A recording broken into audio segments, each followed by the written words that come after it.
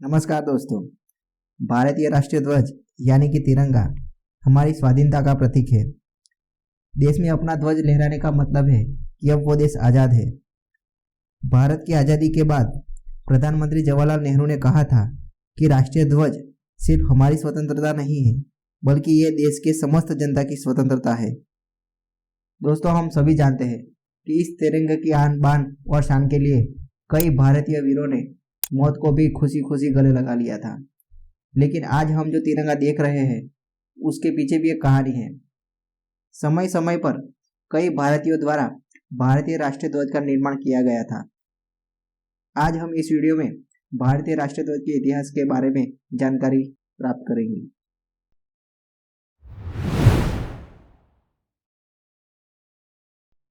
दोस्तों, भारत के राष्ट्रीय ध्वज का इतिहास आज़ादी के पहले से जुड़ा हुआ है।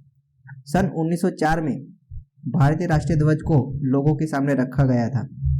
उस समय इसे स्वामी विवेकानंद की आयरिश शिष्या सिस्टर निवेदिता ने बनाया था।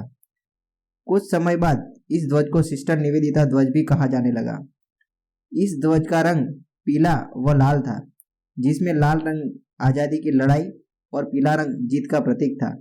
इस पर बंगाली भाषा में वंदे मातरम लिखा गया था और साथ ही साथ इसमें भगवान इंद्र का शस्त्र वज्र व सेब कमल का भी चित्र था।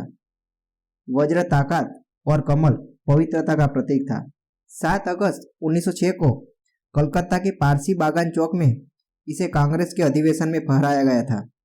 इस ध्वज को लाल, पीले और हरे रंग की क्षैतिज पट्टियों से बनाया गया था। ऊपर की और हरी पट्टी में 8 कमल थे और नीचे की लाल पट्टी में सूरज और चांद बनाए गए थे। बीच की पीली पट्टी पर वंदे मातरम लिखा गया था।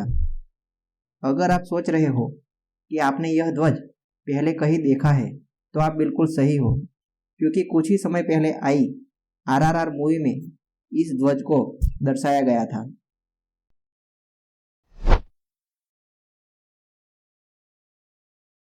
उसके बाद सन 1907 में पेरिस में मैडम भिखाईजी कामा और कुछ क्रांतिकारियों ने एक राष्ट्रध्वज फहराया था।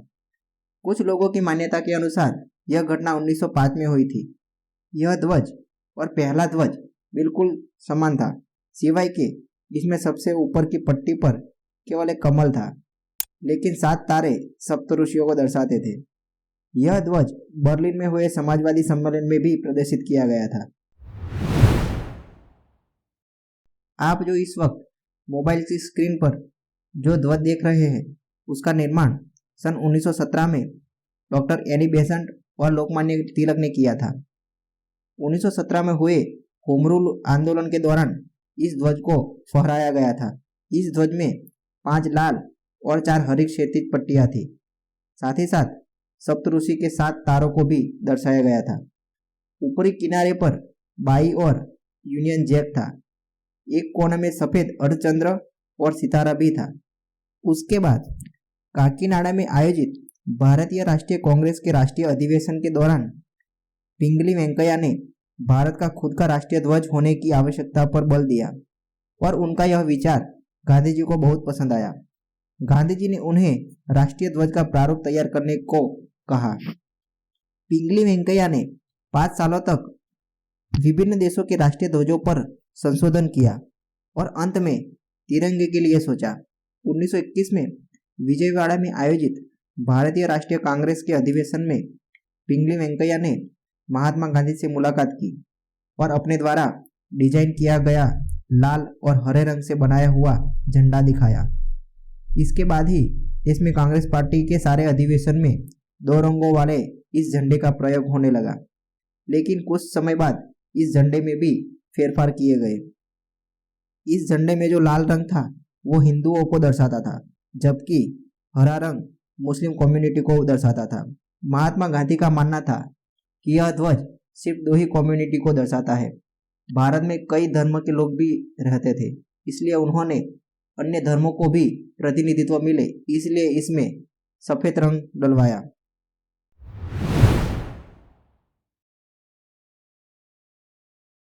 इसी बीच जालंधर के हंसराज ने झंडे में चक्र चिन्ह बनाने का भी सुझाव दिया। महात्मा गांधी जी के चरखे को इस ध्वज में शामिल किया गया। इस चक्र को प्रगति और आम आदमी के प्रतीक के रूप में माना गया। वर्ष 1921 में भारतीय राष्ट्रीय कांग्रेस की बैठक में महात्मा गांधी ने पिंगली वेंकैया द्वारा बनाए गए इस झंडे को स्वीकृति दी थी।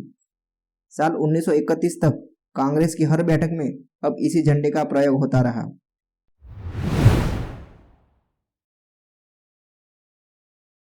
करीब 10 साल बाद यानी कि 1931 में तिरंगों को अपनाने का प्रस्ताव पास किया गया।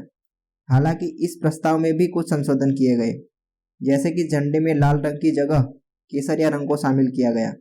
इसी के साथ ही देश का केसरिया, सफेद और हरे रंग के साथ सफेद पट्टी पर चरखे वाला तिरंगा मिला। 1931 का साल तिरंगे के इतिहास में एक स्मरणीय वर्ष रहा। तिरंगे को भारत के राष्ट्रीय ध्वज के रूप में अपनाने के लिए एक प्रस्ताव पारित किया गया और इसे राष्ट्रध्वज के रूप में मान्यता मिली। यह ध्वज, जो वर्तमान स्वरूप का पूर्वज है, केसरिया, सफेद और मध्य में गांधी जी के चलते हुए चरखे के साथ था। यह भी स्पष्ट रूप से बताया गया था कि इसका कोई सांप्रदायिक महत्व नहीं है। 22 जुलाई 1947 को संविधान सभा ने वर्तमान ध्वज को भारतीय राष्ट्रीय ध्वज के रूप में अपनाया। स्वतंत्रता मिलने के बाद इसके रंग और उनका महत्व बना रहा।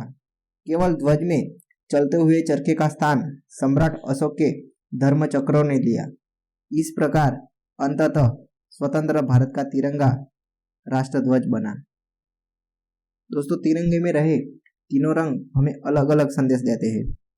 केसरिया रंग तिरंगा में सबसे ऊपर होता है, जो हमें साहस, निस्वार्थता व शक्ति का प्रतीक है। सफेद रंग सच्चाई, शांति एवं पवित्रता का प्रतीक है। यह रंग देश में सुख शांति की उपयोगिता को दर्शाता है। हरा रंग विश्वास, शिष्टता, वृद्धि और हरी भरी भूमि की उर्वरता का प्रतीक है। तिरंगे के बीच में रहा अशोक चक्र, जिसे हम धर्म चक्र भी कहते हैं।